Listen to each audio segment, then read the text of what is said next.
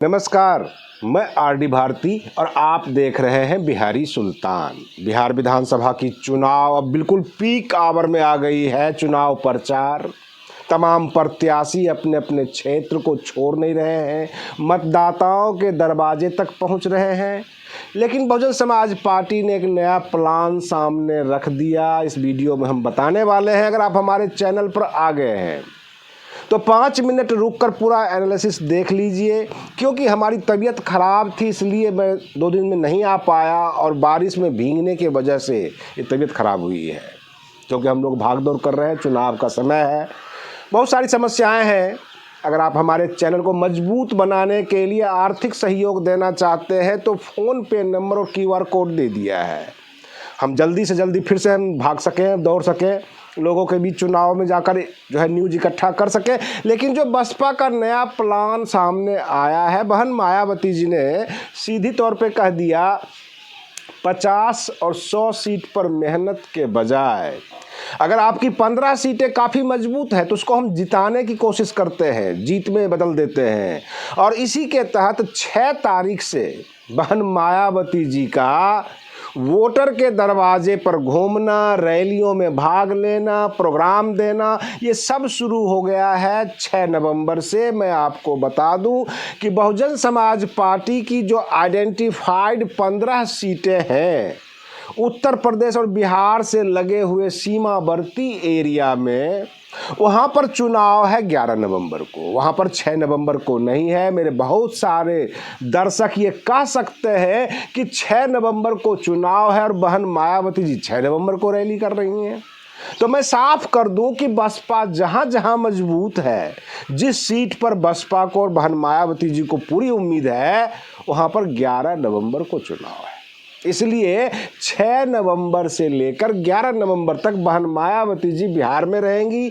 अपने जो कार्यालय है, प्रदेश कार्यालय, उसका भी निरीक्षण करेंगी, रैलियां भी करेगी, तमाम मतदाता और ज़मीनी कार्यकर्ताओं से मुलाकात भी करेंगी। उनका सारा प्रोग्राम आ चुका है, बिहार के ऊपर पूरा ध्यान दे रही है। लेकिन मैं आपको बता दूं, बिहार में 243 विधानसभा सीट है और बसपा न सत्ता में है न विपक्ष में। जाहिर सी बात है पूरे बिहार में तो ये ताकतवर होगी नहीं।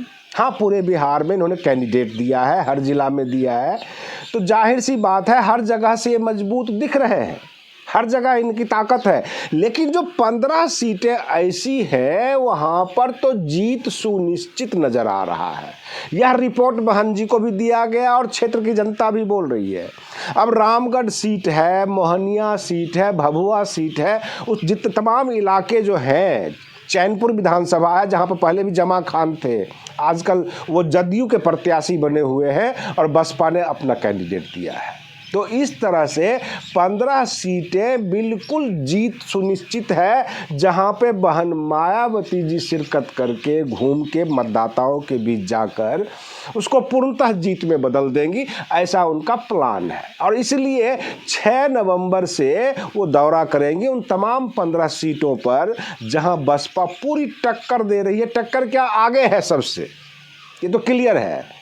अब रही बात ये कि बिहार में जो विधानसभा का चुनाव है, जैसे ही ये मामला मोकामा का हुआ दुलारचंद यादव का, तो उस मामले को लेकर बिहार में दोनों पक्ष, महागठबंधन और NDA, ये चाहती है कि बैकवर्ड बनाम फॉरवर्ड कर दिया जाए, इसको जो है ध्रुवीकरण में परिवर्तित किया जाए।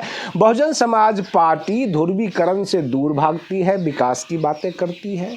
बहुत सारे सोशल मीडिया के इन्फ्लुएंसर, पत्रकार और बहुत सारे लोगों ने ये ऑब्जर्व किया है कि बहन मायावती जी यानी बहुजन समाज पार्टी का जो सिद्धांत है सबको लेकर चलने की, सर्वजन की बात करने की, जाहिर सी बात है बिहार विधानसभा चुनाव में भी वो सर्वजन की बात करते हैं, सबको लेकर चलने की। लेकिन कुछ जो UBC के नेता हैं यानी अपर बैकवर्ड क्लास, वह यह कहकर SC ST को अपने साथ मोड़ने की बात करते हैं कि 85% है हम लोग। लेकिन 85% UBC के साथ ही क्यों जाएगा, अपर बैकवर्ड क्लास के साथ ही क्यों जाएगा? वो तो सवर्णों को भी जोड़ लेगा, जैसे बहन मायावती जी कहती हैं सर्वजन हिताय। तो सवर्णों को जोड़कर दलित का नेतृत्व क्यों ना हो, ये बहुत बड़ा सवाल है। बिहार विधानसभा चुनाव में भी इन सवालों की जिक्र होती है। लोग आपस में बात करते हैं, मतदाता ये कहते हैं कि अपर बैकवर्ड क्लास के नेता बनते हैं और हम लोग मतदाता हैं। कई बार कहा गया कि जो मुस्लिम वोट है वो जाता है राजद को, लेकिन इस बार मुस्लिम वोट बसपा को भी जा रहा है और ये बातें पता लग गया ओवैसी जी को। तो ओवैसी जी और बसपा बिल्कुल दरकिनार किए हुए हैं महागठबंधन से। महागठबंधन, इंडिया अलायंस सारी बातें करते हैं, 85% की बात करते हैं। तो क्या उस 85% में बहन मायावती जी, असदुद्दीन ओवैसी की पार्टी और वे सब के सब 85% में नहीं आते? और 85% का नेतृत्व बहन मायावती जी क्यों ना करें, इस पर बहस हो रहा है जगह जगह। लोग आपस में बातें करते हैं कि ये लोग केवल जो है SC ST को या मुस्लिम को अपना वोट बैंक बनाकर रखना चाहते हैं। नेता तो यही बनेंगे, मालिक ये बनेंगे, हम इनके पीछे पीछे चलेंगे। और रही बात, जब आपने 15% छांट दिया सवर्णों को, तो वो सवर्ण वोटर बन जाएंगे। वो वोट बहन मायावती जी को क्यों ना दें, ओवैसी को क्यों ना दें? ये मुद्दा काफ़ी गर्म है बिहार में। मतदाताओं के बीच आपस में बातचीत होती है और इसका सीधा फायदा बसपा को मिल रहा है।